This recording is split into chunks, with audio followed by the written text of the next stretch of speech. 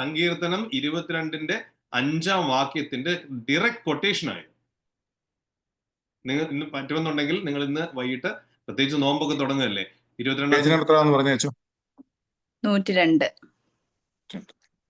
22 അല്ല, പേജാ ചോദിച്ചാ. 102 അല്ലേ? അയ്യോ ലൊക്കേറ്റഡ് കാണുന്നുണ്ടോ? കാണാം.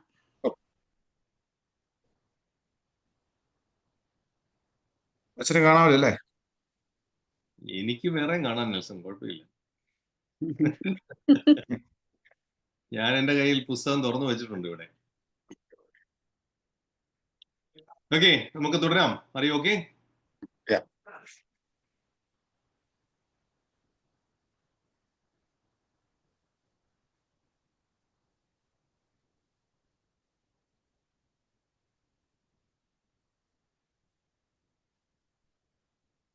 കേൾക്കുന്നില്ല അച്ഛോ? അറിയാ?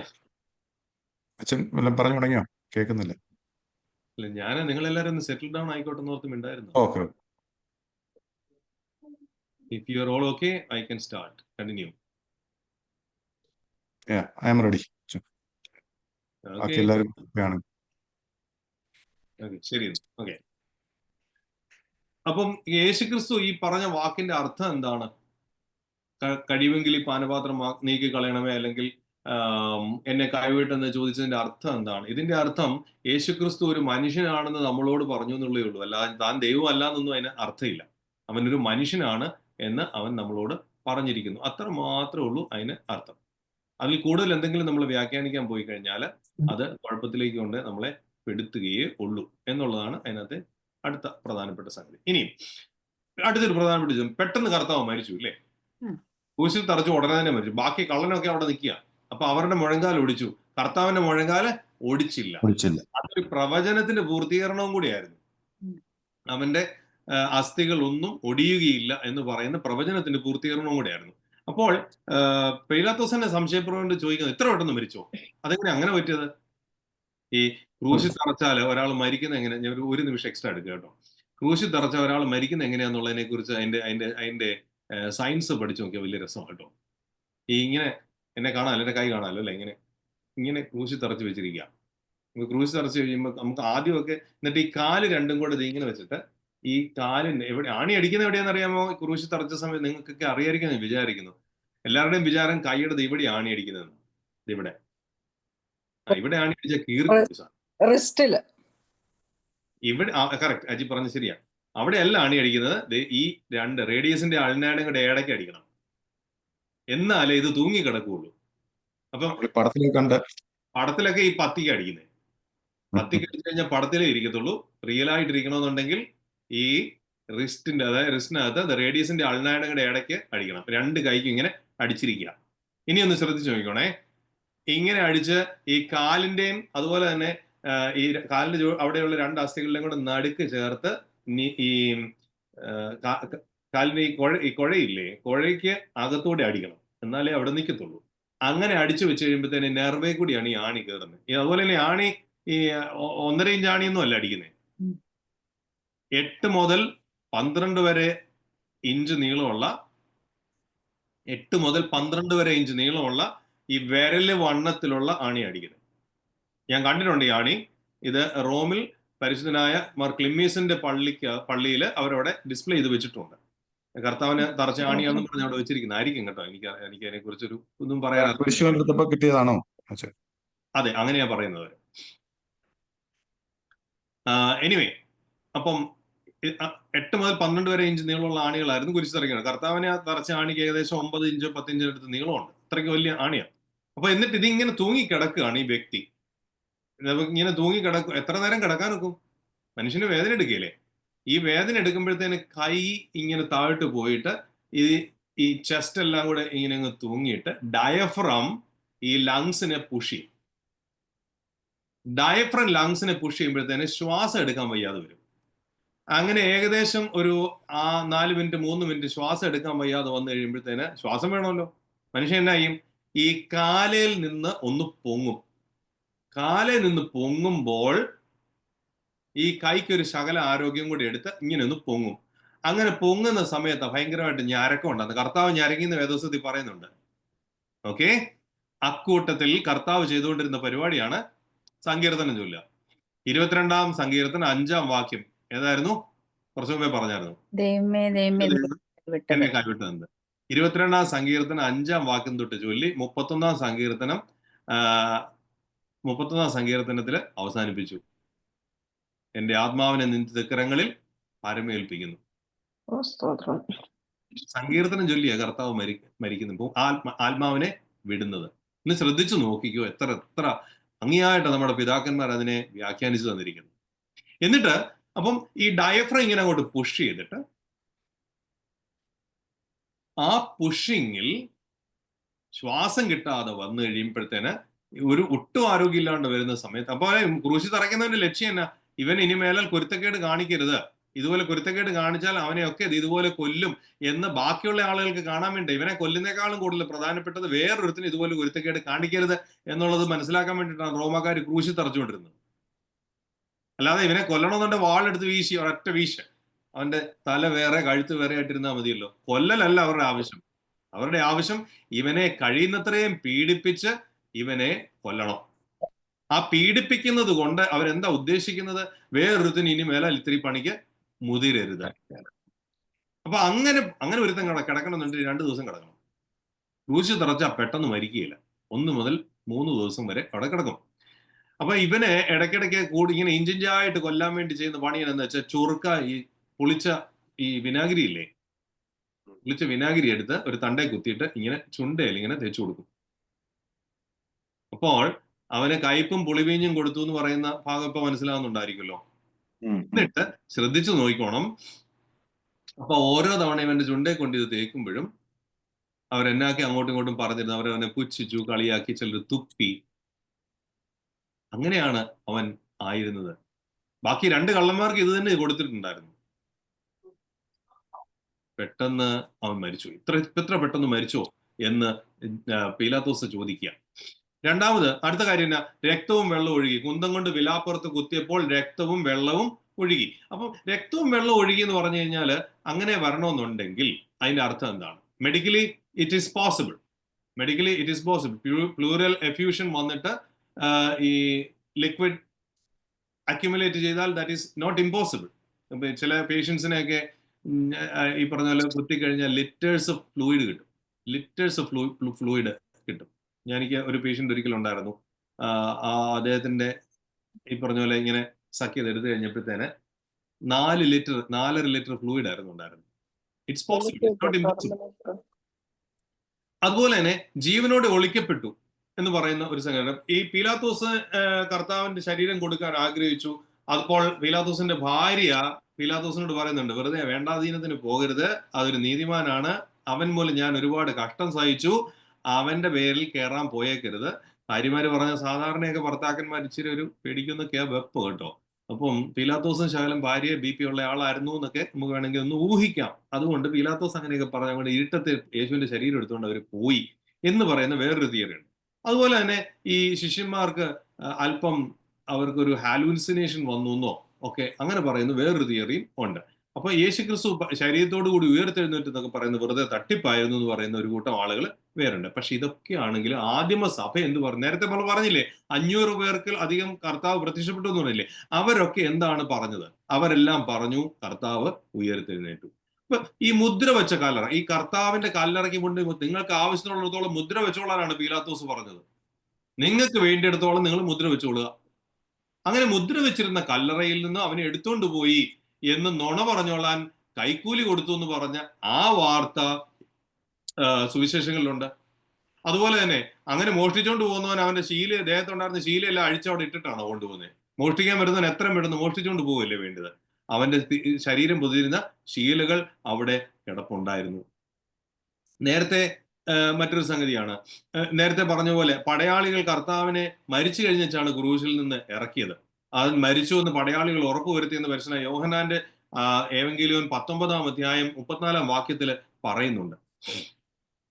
പക്ഷെ ഒരു കാര്യം നിങ്ങൾ ഓർക്കണം, കർത്താവ് ഉയർത്തെഴുന്നേറ്റു എന്നുള്ളത് ബോധ്യപ്പെട്ട് കഴിഞ്ഞ നിമിഷം മുതൽ ശിഷ്യന്മാരുടെ ശക്തിയും അവരുടെ ധൈര്യവും വർദ്ധിച്ചു. എമ്മൗസിലേക്ക് പോയ ആളുകൾ, ഈ ലൂക്കോസും മറ്റൊരു ശിഷ്യനും, അത് ലൂക്കോസ് ക്ലെയോഫാവും മറ്റൊരു ശിഷ്യനും, ആ മറ്റൊരു ശിഷ്യൻ എന്ന് പറയുന്നത് ലൂക്കോസിനെ കുറിച്ചാണ്. ഈ ഇവർ പെട്ടെന്ന് അവരുടെ കോൺഫിഡൻസ് അങ്ങ് വർദ്ധിക്കുകയാണ്. നിന്ന് നിപ്പില്ല. എപ്പോഴാണ് അവരുടെ കോൺഫിഡൻസ് വർദ്ധിച്ചത്? കുർബാന അനുഭവിച്ചു. ആര് കുർബാന ചൊല്ലി കൊടുത്തവർക്ക്? കർത്താവ്. കർത്താവ് തന്നെ കുർബാന ചൊല്ലി. എന്തൊരു ഭാഗ്യം എന്ന് ആലോചിച്ച് നോക്കിയേ. ഉയർത്തെഴുന്നേറ്റ് അന്ന് തന്നെ കർത്താവ് കുർബാന ചൊല്ലി. ആ കുർബാന ചൊല്ലി ആർക്ക് കൊടുത്തു? ക്ലെയോഫാവിനും ലൂക്കോസിനും കൊടുത്തു. അവര് കുർബാന അനുഭവിച്ചു. ആ കുർബാന അനുഭവിച്ച നിമിഷം അവരുടെ ധൈര്യം മാറി. അപ്പൊ ഇത് വളരെ കൃത്യമായിട്ട് ഒരുപാട് ആളുകൾക്ക് ബോധ്യപ്പെട്ടു. അപ്പൊ ഉയർപ്പിന്റെ അർത്ഥം എന്താണ്? കർത്താവ് സത്യമായിട്ട് ഉയർത്തെഴുന്നേറ്റു. അതാണ് നമ്മൾ ഈ ഉയർപ്പിന്റെ ശുശ്രൂഷയ്ക്കും പറയുന്നത്. ഞാൻ നിങ്ങളെ വലിയൊരു വർത്തമാനം അറിയിക്കുന്നു, കർത്താവ് ഉയർത്തെഴുന്നേറ്റു എന്ന് അച്ഛൻ പറയുമ്പോൾ എല്ലാവരും പറയുന്ന മറുപടി എന്നാ? അവൻ സത്യമായിട്ടും ഉയർത്തെഴുന്നേറ്റു. Indeed he is risen. അങ്ങനെയാണ് നമ്മൾ പറയുന്നത്. അപ്പം കർത്താവ് ഉയർത്തെഴുന്നേറ്റു എന്ന് പറയുമ്പോൾ ഒരു കാര്യം നമ്മൾ ശ്രദ്ധിക്കണം. കർത്താവ് ഉയർത്തെഴുന്നേറ്റു എന്നാൽ അതിന്റെ അർത്ഥം കർത്താവ് ജീവനോടുകൂടി ഉണ്ട് എന്നുള്ളതാണ്. കർത്താവ് ഉയർത്തെഴുന്നേറ്റു എന്ന് പറഞ്ഞാൽ അവൻ ജീവനോടുകൂടി ഉണ്ട്. അവന്റെ ശരീരവും ആത്മാവും തമ്മിൽ വീണ്ടും ഒന്നിച്ചു ചേർന്നു. ഇപ്പം ശരീരം തിന്മയാണ്, ആത്മാവ് മാത്രമേ കൊള്ളാവുന്നതുള്ളൂ എന്ന് പറയുന്ന ഒരു തിയറി അക്കാലത്ത് നമ്മൾ അതിനെക്കുറിച്ച് പറയാം. അപ്പൊ അങ്ങനെ ഒരു തിയറി ഉണ്ടായിരുന്നു. ആ തിയറി തെറ്റാണ് എന്നുള്ളത് വീണ്ടും ഇതുമൂലം അവര് സാക്ഷിക്കുകയാണ്. അതുപോലെ തന്നെ കർത്താവ് വീണ്ടും വരും. കർത്താവ് വീണ്ടും വരും. അവൻ ഉയർത്തെഴുന്നേറ്റ് കഴിഞ്ഞപ്പോൾ, സ്വർഗാരോഹണം ചെയ്ത് കഴിഞ്ഞപ്പോഴത്തേന് 2 പുരുഷന്മാർ വെള്ള വസ്ത്രം ധരിച്ച് അവിടെ നിൽക്കുന്നുണ്ട്. അവര് പറയാണ് അവൻ സ്വർഗാരോഹണം ചെയ്തതുപോലെ തന്നെ വീണ്ടും വരും. ആ അഷ്വറൻസ്, അപ്പോസ്തല പ്രവൃത്തികൾ 1-ാം അധ്യായം 10-11 വാക്യങ്ങളിലുള്ള ആ അഷ്വറൻസ്, ഇത് പരിശുദ്ധാത്മാവിന്റെ പ്രവർത്തനങ്ങൾ ആരംഭിക്കുവാൻ തക്കവണ്ണം കർത്താവ് സ്വർഗാരോഹണം ചെയ്തത്. പരിശുദ്ധാത്മാവിന്റെ പ്രവർത്തനം ആരംഭിക്കുക എന്ന് പറഞ്ഞാൽ ആക്റ്റീവായിട്ട് ചർച്ചിൽ പരിശുദ്ധാത്മാവിന്റെ പ്രവർത്തനം മനുഷ്യർക്ക് കണ്ട് മനസ്സിലാക്കത്തക്ക വിധത്തിൽ ഉദ്ഘാടനം ചെയ്തതായിരുന്നു. അത് എന്ന് പറഞ്ഞാൽ പരിശുദ്ധാത്മാവിന്റെ പ്രവർത്തനം മുമ്പ് ഇല്ലെന്നല്ല കേട്ടോ. അപ്പോസ്തലന്മാരോടും ശ്ലീഹന്മാരോടും സംസാരിച്ചത് ആരാണ്? പരിശുദ്ധാത്മാവാണ്. അപ്പം ജീവനുള്ളവരെയും മരിച്ചവരെയും ന്യായം വിധിക്കാൻ വേണ്ടി അവൻ ഇനിയും വരും. ഇതാണ് അതിനകത്തുള്ള പ്രധാനപ്പെട്ട കാര്യം. നമുക്ക് അടുത്ത പാഠത്തിലേക്ക് പോയാൽ, ഇനി ക്രിസ്തു ശാസ്ത്രം, ഇത് ചില ഡീപ്പായിട്ടുള്ള ഒരു സംഗതിയാണ്. ഇത് നിങ്ങൾക്ക് മനസ്സിലാവണം, നിർബന്ധമായിട്ട് ഇത് മനസ്സിലാവണം. ഇപ്പൊ ക്രിസ്തു ശാസ്ത്രം എന്ന് പറഞ്ഞാൽ എന്താണ്? ഇതിനാണ് ക്രിസ്റ്റോളജി എന്ന് വിളിക്കുന്നത്. തിയോളജിയിലെ ഏറ്റവും പ്രധാനപ്പെട്ട ഒരു ഭാഗമാണ് ക്രിസ്തു ശാസ്ത്രം, ക്രിസ്റ്റോളജി എന്ന് പറയും. പരിശുദ്ധ ബാവാതിരുമേനിയാണ്, ഇപ്പോഴത്തെ ബാവാതിരുമേനിയാണ് സെമിനാരിയിൽ ഞങ്ങളെ ഇതെല്ലാം പഠിപ്പിച്ചത്.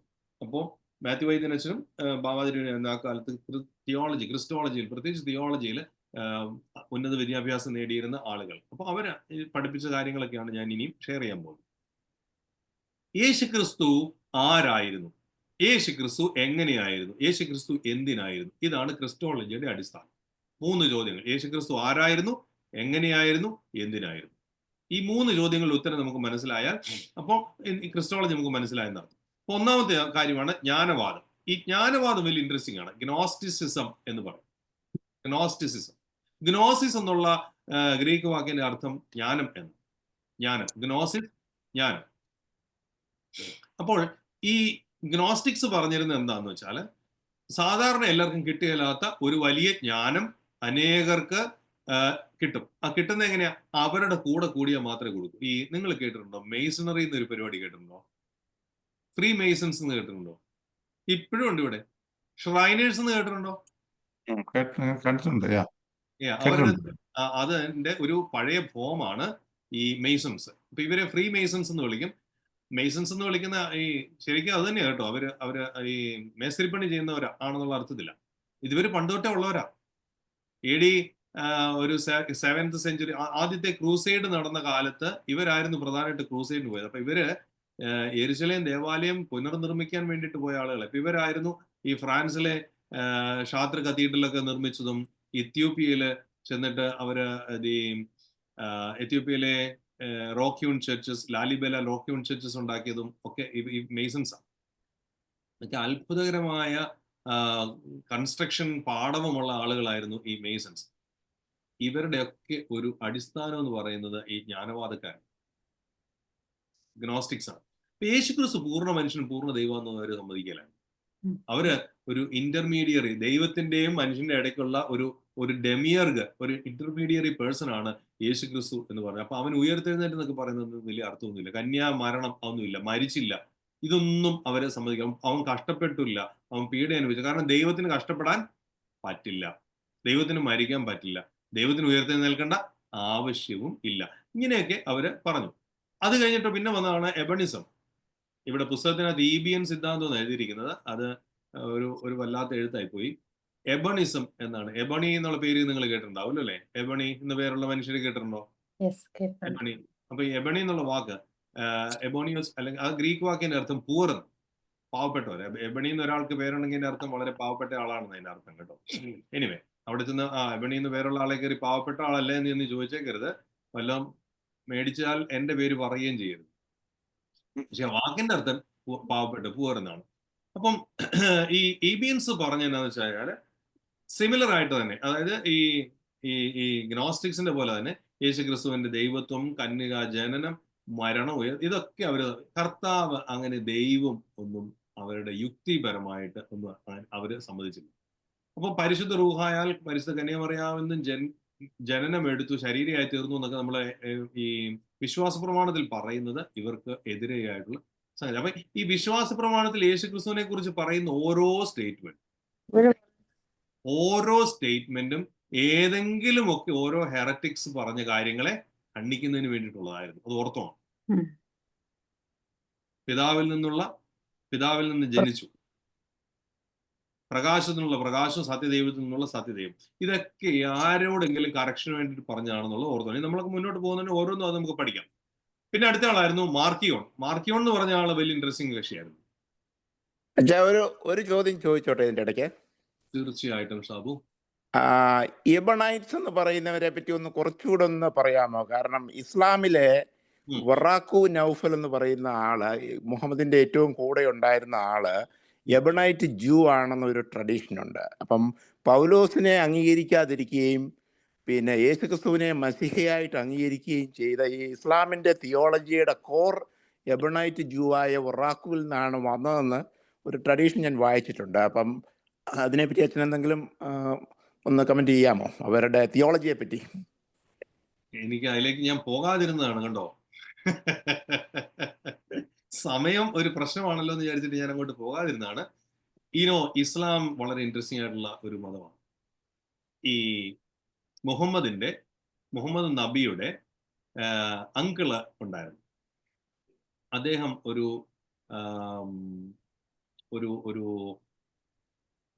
Nestorian Christian. അത് നിങ്ങൾ കേട്ടിട്ടുണ്ടായിരുന്നു.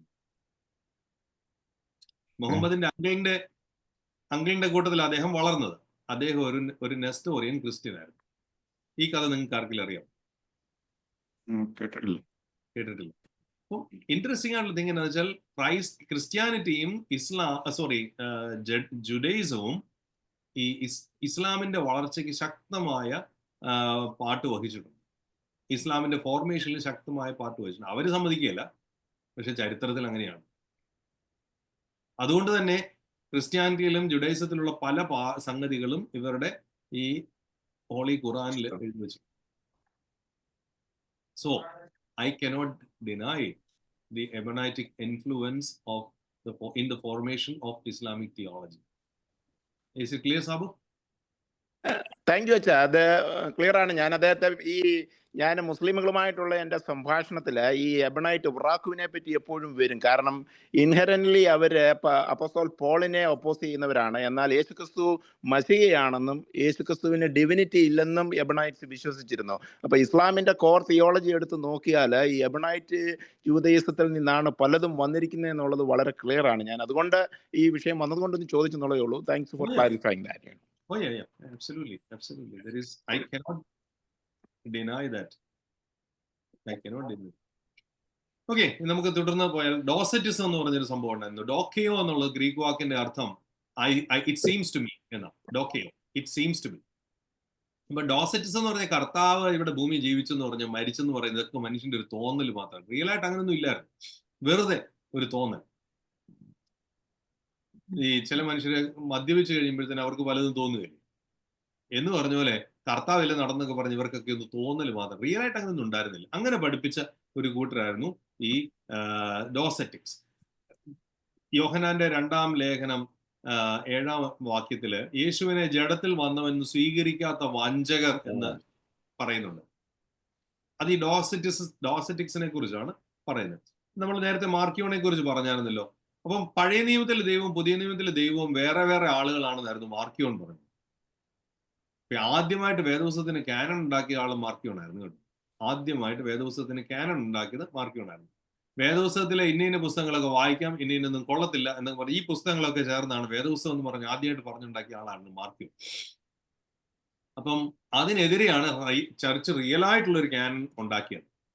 ഇതൊക്കെയാണ് വേദപുസ്തകം. അപ്പൊ അതിന് എന്തൊക്കെയായിരുന്നു പുസ്തകത്തിൽ ഒരു വേദപുസ്തകം വേദപുസ്തകത്തിലെ പുസ്തകങ്ങളായിട്ട് സ്വീകരിക്കേണ്ടെന്നുള്ള ഒരു നിയമമുണ്ട്. ആ നിയമം എന്ന് പറയുന്നതിനെ വിൻസെന്റൈൻ ക്യാനൺ എന്നാണ് വിളിക്കുന്നത്. വിൻസെന്റൈൻ ക്യാനൺ പറയുന്നതെന്ന് വെച്ചാൽ എല്ലാ കാലത്തും എല്ലാവരാലും എല്ലാ സ്ഥലത്തും ഒരുപോലെ അംഗീകരിക്കപ്പെടുന്ന പുസ്തകങ്ങളായിരിക്കണം വേദപുസ്തകത്തിലുള്ളത്. ഒന്നുകൂടെ പറയാം, എല്ലാ കാലത്തും എല്ലാവരാലും എല്ലാ സ്ഥലങ്ങളിലും. 3 കാര്യങ്ങൾ. ഇതാണ് വിൻസെന്റൈൻ ക്യാനൺ. രണ്ടാമത്തെ കാര്യം എന്താ വെച്ച് കഴിഞ്ഞാൽ പറഞ്ഞതെന്ന് വെച്ചാൽ പരിശുദ്ധ സഭ ഇത് കർത്താവിനോട് കൂടെ നടന്നവരും കർത്താവിന്റെ ഇമ്മീഡിയറ്റ് ശിഷ്യന്മാരുടെ ശിഷ്യന്മാരും അങ്ങനെയുള്ളവരൊക്കെ എഴുതിയിരിക്കുന്ന പുസ്തകങ്ങൾ മാത്രമേ അംഗീകരിക്കാൻ ഒക്കുള്ളൂ. അങ്ങനെയാണ് പുതിയ നിയമത്തിലുള്ള പുസ്തകങ്ങളുണ്ട്. അപ്പൊ ഇതിന്റെ എല്ലാം അടിസ്ഥാനം മാർക്കിയോണാണ്. പക്ഷെ മാർക്കിയോണിനെ സഭ തിരസ്കരിച്ചു കളഞ്ഞു. ഈ കാരണം സാബല്യസ് എന്ന് വിളിക്കുന്ന 3-ാമത്തെ ആളായിരുന്നു. ഇതിനെ മോഡലിസ്റ്റിക് മൊണാർക്കിയനിസം എന്ന് വിളിച്ചിരുന്നു. അപ്പം ദൈവം ഏകനാണ്, ഏക ആളത്വമാണ് എന്നുള്ളതായിരുന്നു സാബല്യസിന്റെ പ്രധാനപ്പെട്ട തിയറി. അതായത് പഴയ നിയമകാലത്ത് ദൈവം പിതാവ് എന്ന പേരിൽ വന്നു, പുതിയ നിയമകാലത്ത് ക്രിസ്തു എന്ന പേരിൽ വന്നു, പുതിയ നിയമത്തിന്റെ ക്രിസ്തുവിന് ശേഷമുള്ള കാലത്ത് പരിശുദ്ധാത്മാവ് എന്ന പേരിലും ദൈവം വന്നു. അപ്പൊ ദൈവം 3 മോഡായിട്ട് വന്നു. പിതാവ് പഴയ നിയമകാലം, യേശുക്രിസ്തുവിന്റെ കാലത്ത് പുതിയ നിയമകാലത്ത് യേശുക്രിസ്തു എന്നും പറഞ്ഞു വന്നു. അത് കഴിഞ്ഞപ്പോഴത്തേന് പോസ്റ്റ് ക്രൈസ്റ്റ് ടൈമില് പരിശുദ്ധാത്മാവെന്നും പറഞ്ഞു വന്നു. ഇതും ഈ പ്രകാശത്തിൽ നിന്നുള്ള പ്രകാശവും സത്യദൈവത്തിൽ നിന്നുള്ള സത്യദൈവവും എന്ന് പറയുന്നത് ഈ സാബല്യസിന്റെ തിയറിയെ എതിർക്കുകയായിരുന്നു. പിന്നത്തെ ഒരു സംഗതിയായിരുന്നു അഡോപ്ഷനിസം. ഭർത്താവ് മാമോദീസ ഏറ്റ സമയത്ത് പരിശുദ്ധാത്മാവ് പ്രാവിന്റെ രൂപത്തിൽ വന്ന് ഇറങ്ങി. അന്നേരമാണ് അവൻ ദൈവപുത്രനായതെന്ന് വിളിക്കുന്ന വേറൊരു അഡോപ്ഷനിസ്റ്റിക് തിയറി.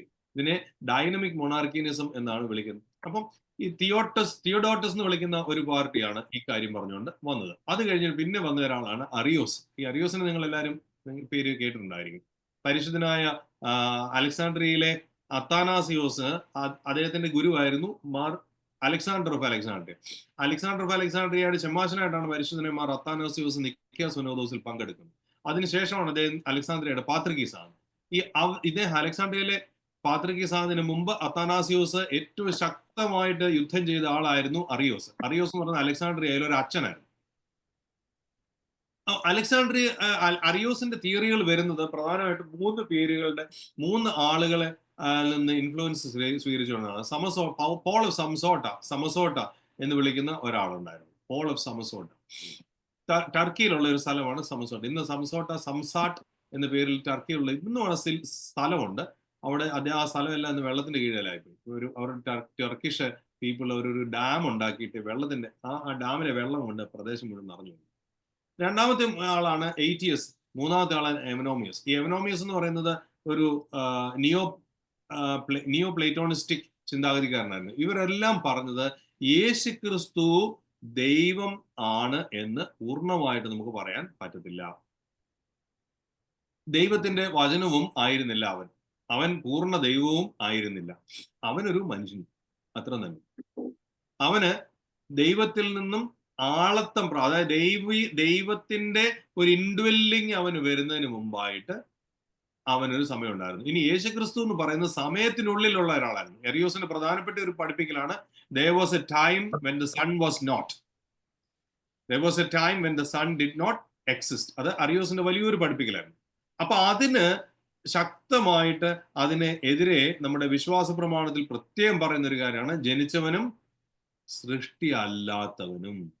സമയത്തെയും സൃഷ്ടിച്ചത് ആരാണ്? പുത്രൻ തമ്പുരാനാണ് എന്ന് പ്രത്യേകമായി എടുത്തു പറയുന്നത് ഇതാണ്. അത് കഴിഞ്ഞിട്ട് പിന്നെ വന്ന ആളാണ് യൂറ്റിക്കസ് എന്ന് പറയുന്നത്. യൂറ്റിക്കസിനെതിരെയാണ് നെസ്തോറിയസ് വലിയ വാളും കൊണ്ട് അറിയുന്നത്.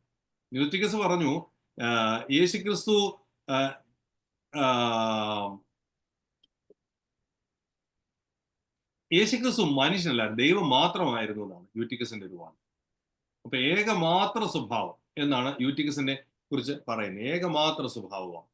അപ്പം അതിനെയാണ് മോണോഫിസൈറ്റിസം എന്ന് പിന്നീട് വിളിച്ചത്. മോണോഫിസ്, നമ്മളെ കുറിച്ച് ഈ ഗ്രീക്ക് ഓർത്തഡോക്സുകാരൊക്കെ പറയുന്നത് നമ്മൾ മോണോഫിസൈറ്റ്സ് ആണ്. Actually we are not Monophysites, we are Miaphysites. അതിനെക്കുറിച്ച് പിന്നീട് ഞാൻ പറയാം. നെസ്റ്റോറിയസ് പക്ഷെ പറഞ്ഞത് ഡിയോഫിസൈറ്റിസം എന്ന് പറയും. നെസ്റ്റോറിയസ് പക്ഷെ പറഞ്ഞ എങ്ങനെയാണ്, ക്രിസ്തുവിന് ദൈവത്വവും മനുഷ്യത്വവും ഉണ്ടായിരുന്നു. ഈ രണ്ട് സ്വഭാവങ്ങളിലും ആയിരുന്നു ക്രിസ്തു ഒരേ സമയത്ത് തന്നെ. പക്ഷേ യേശു ക്രിസ്തു ദൈവമായി തീരുന്നത് എപ്പോഴാണ്? അത് വളരെ ഇൻട്രസ്റ്റിംഗ് ആയിട്ടുള്ള സംഗതിയാണ്. മറിയാം പ്രസവിച്ചത് ആരെയാണ്? ക്രിസ്തുവിനെയാണ്. അതുകൊണ്ട് മറിയാമിനെ ക്രിസ്റ്റോടോക്കോസ് എന്നേ വിളിക്കാവൂ, തെയോടോക്കോസ് എന്ന് വിളിക്കാൻ പാടില്ല എന്ന് നെസ്റ്റോറിയസ് പറഞ്ഞു.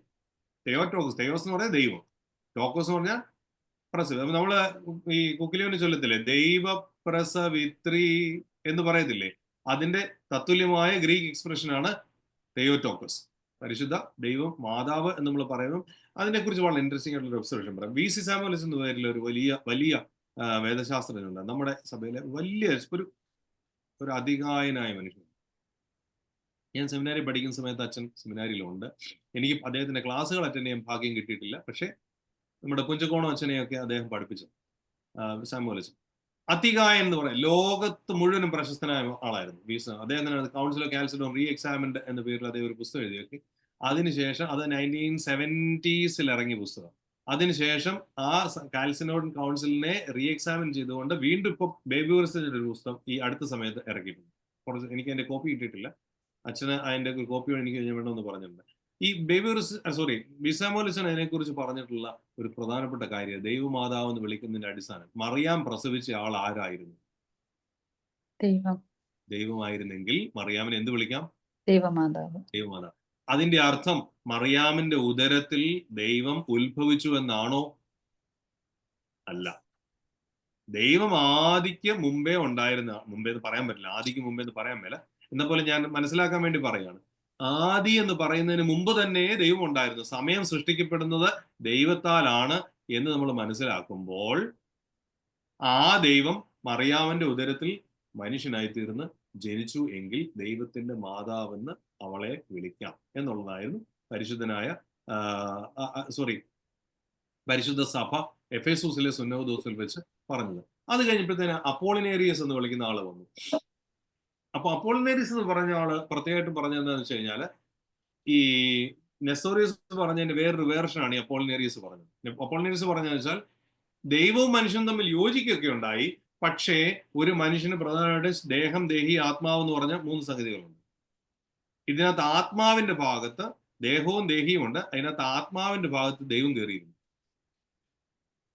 അപ്പോൾ ആ യേശു ക്രിസ്തുവിന് ദേഹം, ദേഹി, ആത്മാവ് എന്ന് പറഞ്ഞ മനുഷ്യാത്മാവ് ഉണ്ടായിരുന്നില്ല. അതുകൊണ്ട് തന്നെ അവന്റെ ചിന്തകളും പ്രവൃത്തികളും ഒക്കെ ആരുടെ ആയിപ്പോയി? ദൈവത്തിൻ്റെതായിപ്പോയി. ഇതായിരുന്നു അപ്പോളിനേറിയസിന്റെ പഠിപ്പിക്കൽ. ഇതെല്ലാം റിയലായിട്ടുള്ള ക്രൈസ്തവ പഠിപ്പിക്കലുകൾ അല്ലായിരുന്നു. ഇവർക്കെതിരെ എഴുതിയ ആളുകളായിരുന്നു റോമിലെ ക്ലിമ്മീസ്. അതുപോലെ തന്നെ എപ്പിസ്റ്റൽ ഓഫ് ബർണബാസ് എന്ന പേരിൽ ഒരു പുസ്തകം വന്നു. അതായത് തിന്മയും ആയിട്ട് ഒരു വലിയ പോരാട്ടമാണ്, നമ്മുടെ ഹൃദയങ്ങളിൽ നിന്ന് തിന്മയെടുത്ത് മാറ്റിക്കളയുന്ന ദൈവിക സാന്നിധ്യത്തെ കുറിച്ച് പറയുന്ന ബർണബാസിന്റെ എഴുത്ത്. ഹെർമാസിനെ, ഇടയൻ എന്ന പേരിൽ ഹെർമാസ് എന്ന് വിളിക്കുന്ന ഒരാളൊരു പുസ്തകം എഴുതി. ഡയഗ്നീറ്റസിന് ഒരു പുസ്തകം എഴുതി. ആരാ എഴുതിയെന്ന് നമുക്കിപ്പോഴും അറിയാൻ പാടില്ല, പക്ഷെ അങ്ങനെ പുസ്തകമുണ്ട്. അതുപോലെ സെയിന്റ് ഇഗ്നേഷ്യസ് ഓഫ് ആന്റിയോക്ക്, അത് വളരെ പ്രധാനപ്പെട്ട ആളാകട്ടോ, സെയിന്റ് ഇഗ്നേഷ്യസ് ഓഫ് ആന്റിയോക്ക്. അദ്ദേഹം ഈ നെസ്റ്റോറിയൻ ഒരു ചോദ്യം ഇതിനോട്, നെസ്റ്റോറിയൻ പഠിപ്പിച്ചതേ ഈ മാതാവിന്റെ ക്രിസ്തോക്കോത്തോസ് എന്നുള്ള പേര് വരുമ്പോഴേ എപ്പോഴാണ് പിന്നെ ദൈവത്വം വരുന്നത്? അയാളെ പഠിപ്പിക്കുന്നത് ക്ലിയർ അല്ലല്ലോ അങ്ങനെയുള്ള പഠിപ്പിക്കലൊന്നും. എന്താണ് ക്ലാരിറ്റി ഇല്ലാത്തത്? എന്താണ് മനസ്സിലാത്തതെന്ന് പറ, അപ്പൊ അത് പറയാം. അല്ല, അയാള് ക്രിസ്തക്കോസ് ആണ് മാതാവ് ജനിപ്പിച്ചത്, പിന്നെ ആണ് ദൈവത്വം വന്നെന്നല്ലേ പറയുന്നത്? അതെന്താ, അതൊരു അങ്ങനെയാണോ പഠിപ്പിച്ചത്? അത് അതിന് ശരിക്കും ക്ലിയർ അല്ല അത് എങ്ങനെ അയാൾ പഠിപ്പിച്ചെന്നുള്ളത് ഇവിടെ. ഒന്നാമത്തെ കാര്യം, അദ്ദേഹം കുസ്തന്തീനോപ്പോലിസിലെ പാത്രികീസ് ആയിരുന്നു കേട്ടോ. 428 അദ്ദേഹത്തെ അവിടുന്ന് അദ്ദേഹം 428 അദ്ദേഹം കുസ്തീനോപ്പോലിസിലെ പാദ്രികീസായി. അദ്ദേഹം പറഞ്ഞ പ്രധാനപ്പെട്ട കാര്യം, നെസ്റ്റോറിയോസ് പറഞ്ഞ പ്രധാനപ്പെട്ട കാര്യം എന്ന് വെച്ച് കഴിഞ്ഞാൽ, ദൈവത്തിന് രണ്ട് സ്വഭാവങ്ങളുണ്ടായിരുന്നു. അവൻ ദൈവത്വവും മനുഷ്യത്വവും അവനിൽ ഒരേ സമയത്ത് സെപ്പറേറ്റ് ആയിട്ട്. അപ്പൊ അവനിലേക്കുള്ള ദൈവത്വം കടന്നു വന്നത് എപ്പോഴായിരുന്നു? മാമോദീസയുടെ സമയത്തായിരുന്നു. മാമോദീസയുടെ സമയത്ത്. ഈ കാര്യം ഞാൻ നേരത്തെ പറഞ്ഞ് ഓർക്കുന്നുണ്ടോ നെൽസൺ? പഠിപ്പിക്കുന്നുള്ളൂ. അപ്പം അതായിരുന്നു നെസ്റ്റോറിയോസിന്റെ പഠിപ്പിക്കൽ എന്നുള്ളതിനെ സഭ മനസ്സിലാക്കിയത്. അത് കഴിഞ്ഞിട്ട് വന്ന ആളുകളായിരുന്നു വിശ്വാസ സംരക്ഷകർ, വിശ്വാസ സ്ഥാപകർ, അപ്പോളജിസ്റ്റിന് പ്രധാനപ്പെട്ട ആളാണ് ജസ്റ്റിൻ മാർട്ടിൻ. ഗ്രീക്ക് ഫിലോസഫിയും ക്രിസ്ത്യൻ തിയോളജിയും കൂടെ ഒന്ന് സംയോജിപ്പിക്കാൻ ശ്രമിച്ച ആളാണ് ജസ്റ്റിൻ മാർട്ടിൻ. അപ്പം ഈ യോഹന്നാന്റെ സുവിശേഷം 1-ാം അധ്യായം 1-ാം വാക്യത്തിൽ പറയുന്നത് ഇങ്ങനെയാണ്: ഇൻ ഹോ ലോഗോസ് കായ് ഹോ ലോഗോസ് ക്രോസ് ടോൺ തെയോൺ എന്നൊക്കെ പറഞ്ഞാണ് അതിനകത്ത് ഗ്രീക്ക് ഭാഷയിൽ അങ്ങനെയാ പോകുന്നത്. അപ്പം ഈ ലോഗോസ് എന്നുള്ള വാക്ക് മലയാളത്തിൽ എന്താ എഴുതിയിരിക്കുന്നത്? ആദിയിൽ വചനമുണ്ടായിരുന്നു. ഈ വചനം എന്നുള്ള വാക്കിന്റെ തത്തുല്യമായ ഗ്രീക്ക് വാക്കാണ് ലോഗോസ്. ലാഗോസ് അല്ല, ലോഗോസ്. ഈ ലോഗോസ്, ആ വചനം എന്ന് പറഞ്ഞാൽ എന്തായിരുന്നു? ഈ ഹെറാക്ലീറ്റസ് എന്ന് വിളിക്കുന്ന ആളാണ് ഗ്രീസിൽ ആദ്യമായിട്ട് ലോഗോസ് എന്നുള്ള കൺസെപ്റ്റ് ഇൻട്രൊഡ്യൂസ് ചെയ്തത്. ഈ BC 500 കാലത്താണ് അദ്ദേഹം ലോഗോസ് എന്നുള്ള കൺസെപ്റ്റ് ഉണ്ടാക്കി. ഇപ്പൊ ലോഗോസ് എന്ന് പറഞ്ഞ വാക്കിന് റീസൺ എന്നാണ് ലിറ്ററൽ ട്രാൻസ്ലേഷൻ ലോഗോസ്. ഇപ്പൊ എൻറ്റയർ വേൾഡിനൊരു റീസൺ ഉണ്ട്. ആ റീസൺ എന്താണ്? ദൈവം എന്ന് ബാക്കിയുള്ളവരൊക്കെ പറഞ്ഞു. ഈ ഗ്രീക്കുകാർ ഫിലോസോഫിക്കലായിട്ട് ലോഗോസ് എന്ന് പറഞ്ഞു. അങ്ങനെ ലോഗോസ് എന്ന് പറഞ്ഞ് മുന്നോട്ട് പിന്നെ ഒരുപാട് പേര് ഇങ്ങനെ മുന്നോട്ട് വന്നു. അങ്ങനെ വന്ന ആ സംഗതിയെ പരിശുദ്ധ യോഹന്നാൻ ശ്ലീഹ ലോഗോസ് എന്നുള്ള വാക്ക് എടുത്ത് അദ്ദേഹത്തിന്റെ സുവിശേഷത്തിൽ ഉപയോഗിച്ചു. ആ കൺസെപ്റ്റിനെ ജസ്റ്റിൻ മാർട്ടിൻ കുറച്ചുകൂടെ വലുതാക്കി. ജസ്റ്റിൻ മാർട്ടിൻ പറയുന്ന ഒരു സംഗതി എന്താണെന്ന് വെച്ച് കഴിഞ്ഞാൽ, പ്ലേറ്റോയുടെ എഴുത്തുകളിൽ പോലും ലോഗോസ് എന്നുള്ള പദം കാണാം. അങ്ങനെയാണെങ്കിൽ ക്രൈസ്തവ വിശ്വാസത്തെ പ്ലേറ്റോ പോലും നേരത്തെ തന്നെ എവിടെയോ എങ്ങനെയൊക്കെയോ പാർഷ്യലായിട്ട് മനസ്സിലാക്കിയിരുന്നു. ഇതാണ് ഈ ജസ്റ്റിൻ മാർട്ടിയുടെ പ്രധാനപ്പെട്ട പഠിപ്പിക്കൽ. അപ്പൊ അദ്ദേഹം പറയുന്നൊരു വാക്കുണ്ട്, ലോഗോസ് സ്പെർമാറ്റിക്കോസ് എന്നൊരു വാക്ക്. അതായത് ഒരു വിത്തിന്റെ രൂപത്തിൽ ഈ ലോഗോസ് വചനം പ്ലേറ്റോയിലും ഉണ്ടായിരുന്നു എന്ന്. വിത്തിന്റെ രൂപത്തിൽ. അത് കഴിഞ്ഞിട്ട് പിന്നെ വന്ന ആളാണ് ഐറേനിയോസ്. ഇത് നിങ്ങൾ വായിച്ചാൽ മനസ്സിലാവുന്ന ആളാണ്. ബാക്കി തെർത്തുല്യന്റെ എഴുത്തുകൾ. ഒറിഗനെ കുറിച്ച് ഒരു വാക്ക് പ്രത്യേകം പറയേണ്ടതുണ്ട്. ഒറിഗനിലാണ് എല്ലാ റൈറ്റ് തിയോളജി ആരംഭിക്കുന്നത്. ഒറിഗൻ അലക്സാണ്ട്രിയ ജീവിച്ചിരുന്ന ഒരു മനുഷ്യനാണ്. 254 മരിച്ചു. ഒറിഗനിലാണ് എല്ലാ നല്ല തിയോളജി ആരംഭിക്കുന്നത്. എല്ലാ ഹെറസിയും ആരംഭിക്കുന്നതും ഒറിഗനിൽ തന്നെ. അതുകൊണ്ട് ഒറിഗനെ നമ്മൾ ഒരു വിശുദ്ധനായിട്ട് കൂട്ടിയിട്ടില്ല. പക്ഷെ ഒറിഗന്റെ എഴുത്തുകളൊക്കെ നമുക്ക് ആക്സെപ്റ്റബിൾ ആണ്. അത് കഴിഞ്ഞിട്ട് നിഖ്യ സുന്നോദോസിൽ വന്നു. നിഖ്യ സുന്നോദോസിൽ പ്രത്യേകമായിട്ട് പറയുന്ന ഒരു കാര്യമാണ്, പുത്രൻ സമയത്തിന് മുമ്പേ ഉള്ളവനാണ്. വചനം ലോഗോസ് സൃഷ്ടിക്കപ്പെട്ടതല്ല, പകരം പിതാവിൽ നിന്നുള്ള ജനനമാണ്. ആദിയിൽ അവൻ ഓൾറെഡി ഉണ്ടായിരുന്നു. പ്രകാശത്തിൽ നിന്നുള്ള പ്രകാശവും സത്യദൈവത്തിൽ നിന്നുള്ള സത്യദൈവവുമാണ്. അവന് മാറ്റങ്ങൾ വരികയില്ല. അതുപോലെ തന്നെ പിതാവും ലോഗോസും ഒരേ സാരാംശത്തിലുള്ളവരാണ്.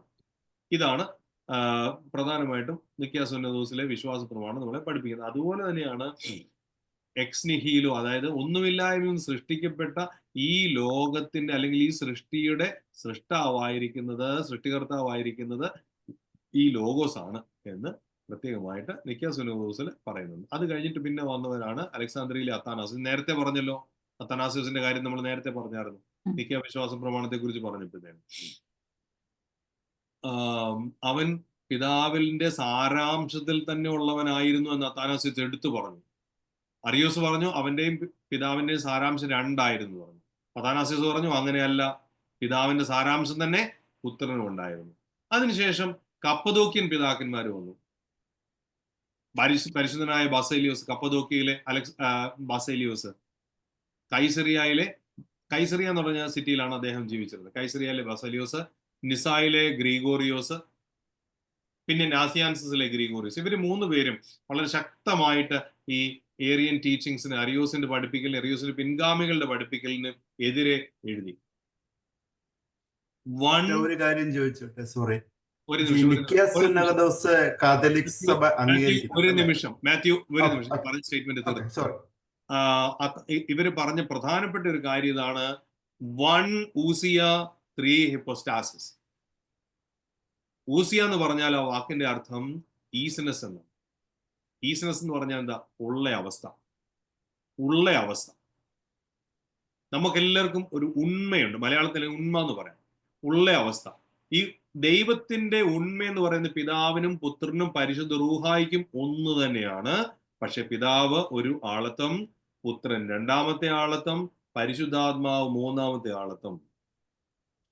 അവർക്ക് 3 പേർക്കും ഒരേ ചിന്തകൾ, ഒരേ അവരുടെ 3 പേരുടെയും പ്രവൃത്തികൾ മനുഷ്യനെ കാണുന്ന വ്യത്യസ്തമായിട്ട് തോന്നാം. പക്ഷെ പിതാവുള്ളിടത്ത് പുത്രനും പരിശുദ്ധ റൂഹായും ഉണ്ട്, പുത്രനുള്ളിടത്ത് പിതാവും പരിശുദ്ധ റൂഹായുമുണ്ട്, പരിശുദ്ധ റൂഹായുള്ളിടത്ത് പിതാവും പുത്രനുമുണ്ട്. അതുകൊണ്ട് യേശുക്രിസ്തുവിന്റെ ഉണ്മയെന്ന് പറയുന്നത് പിതാവിന്റെയും പരിശുദ്ധാത്മാവിന്റെയും സെയിം ഉണ്മ തന്നെ ആകുന്നു. ഇത് കൃത്യമായിട്ട് ഡിഫൈൻ ചെയ്ത ആളുകളായിരുന്നു കപ്പദോക്യൻ പിതാക്കന്മാർ. അപ്പൊ കർത്താവിന്റെ ഉണ്മ, ദൈവത്വം എന്ന് പറയുന്നത് വ്യക്തമായിട്ട് മനസ്സിലാക്കി തന്ന ആളുകളായിരുന്നു കപ്പദോക്യൻ പിതാക്കന്മാർ. ഇത് ഒരിക്കലും വിസ്മരിക്കരുത്. ഇവിടെയാണ് ജനുവരി മാസം 1-ാം തീയതിയാണ് ഇവരുടെ ഓർമ്മ. നമ്മൾ ആണ്ടാരംഭത്തിന് പള്ളിയിൽ പോകുമ്പോൾ ഇവരുടെ ഓർമ്മയാണ് പ്രത്യേകമായിട്ട് അവിടെ കഴിക്കുന്നത്. അതുപോലെ തന്നെ കർത്താവിന്റെ ചേലാകർമ്മവും കഴിക്കുന്നുണ്ട്. ഇത് ഈ വാക്കോർത്തോണം: 1 ഊസിയ 3 ഹിപ്പോസ്റ്റാസിസ്. 1 existence, 3 persons. ഇത് പ്രത്യേകമായിട്ട് ട്രിനിറ്റി മനസ്സിലാക്കാനായിട്ട് അറിഞ്ഞിരിക്കണം. Yes Mathew, please. സോറി, എന്നോട് ക്ഷമിക്കണം. ഞാൻ ഈ കാര്യം ഇപ്പൊ പറഞ്ഞില്ല എന്നുണ്ടെങ്കിൽ പിന്നെ എനിക്ക് എന്റെ കണക്ഷൻ പോകുമെന്നൊരു പേടി. എനിക്കൊരു ക്വസ്റ്റ്യൻ ഉണ്ട്. ഈ നിക്കിയ സുന്നഹദോസ് കത്തോലിക്ക സഭയും അംഗീകരിക്കുന്നുണ്ടല്ലേ? ഉണ്ടോന്നോ? തീർച്ചയായിട്ടും. ലോകത്തുള്ള സകല ട്രഡീഷണൽ ക്രിസ്ത്യൻ ചർച്ചസും അംഗീകരിക്കുന്ന സുന്നഹദോസ് ആണ് നിക്കിയ. 1ാമത്തെ സുന്നഹദോസ്. ഏത് വർഷമാണ് നിക്കിയ? മാത്യുവിനോട് ഞാൻ തിരിച്ചു ചോദിക്കട്ടെ, ഏത് വർഷമായിരുന്നു? സിനി വേണ്ടരുത്. 325. Perfect, very good. മാത്യുവിന് ഒരു കുതിരപ്പവൻ തന്നിരിക്കുന്നു. ഉറങ്ങാതിരിക്കാൻ തമാശ പറഞ്ഞു കേട്ടോ. സിനി എന്നോട് വേണമെങ്കിലേ. അപ്പം അന്ന് വരെ ഉണ്ടായിരുന്ന ആരാധനാക്രമം ഒന്നായിരുന്നോ? കത്തോലിക്ക സഭയുടെയും എല്ലാ ഓർത്തഡോക്സ് എല്ലാം ഒന്നിച്ചായിരുന്നല്ലോ. അപ്പൊ അന്ന് വരെ ഉണ്ടായിരുന്ന ആരാധനാക്രമങ്ങൾ ഒന്നല്ലായിരുന്നു? ആരാധനാക്രമം ചിലപ്പോൾ വ്യത്യാസം ഉണ്ടായിരുന്നിരിക്കാം, പക്ഷെ വിശ്വാസം ഒന്നുമില്ല. ആരാധനാക്രമത്തിന് വ്യത്യാസം ഉണ്ടായിരുന്നിരിക്കാം, പക്ഷെ വിശ്വാസം ഒന്നുമില്ല. നിക്കിയ, കുസ്തന്തീനോപ്പോലിസ്, എഫെസൂസ്, ഈ 3 സുന്നഹദോസുകള് ലോകത്തുള്ള എല്ലാ സഭകളും ഒരുപോലെ അംഗീകരിക്കും.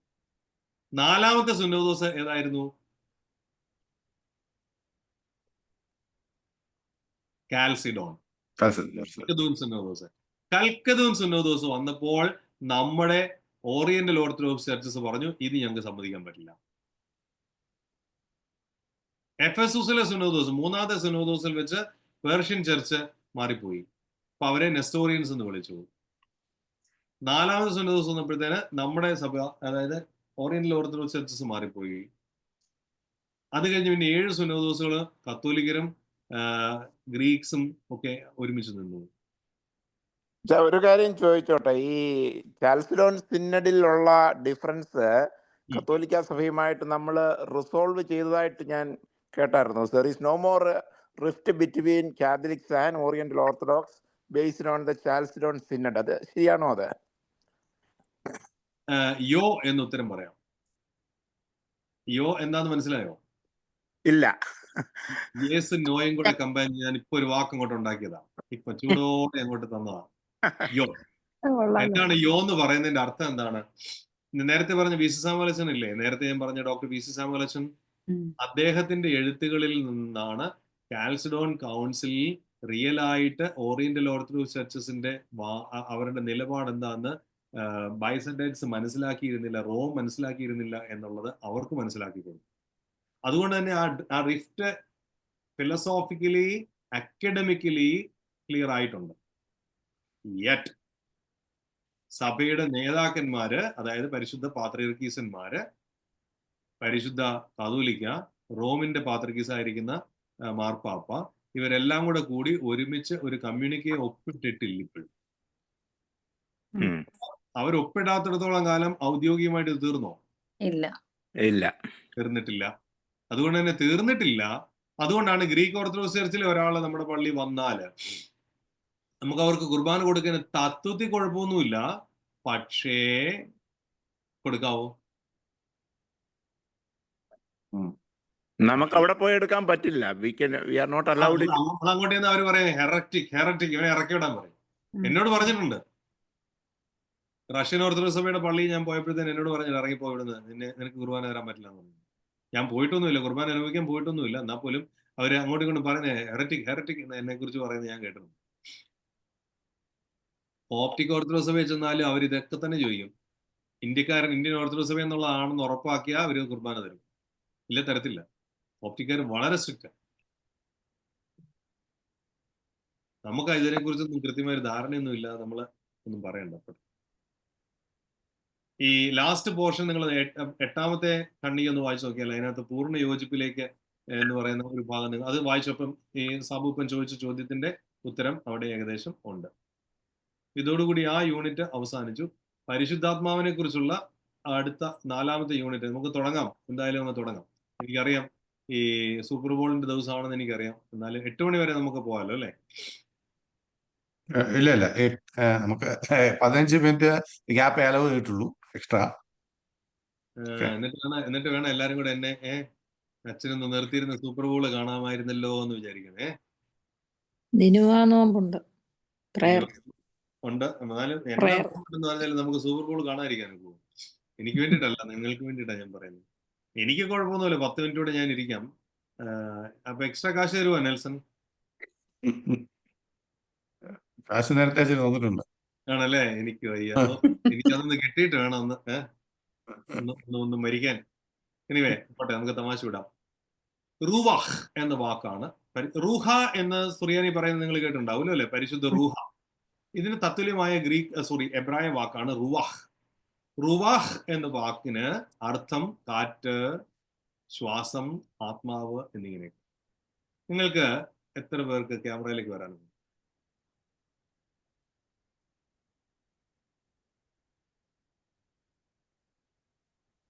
ധൈര്യമായിട്ട് ക്യാമറയിലേക്ക് എത്ര പേർക്ക് വരാനുണ്ട്?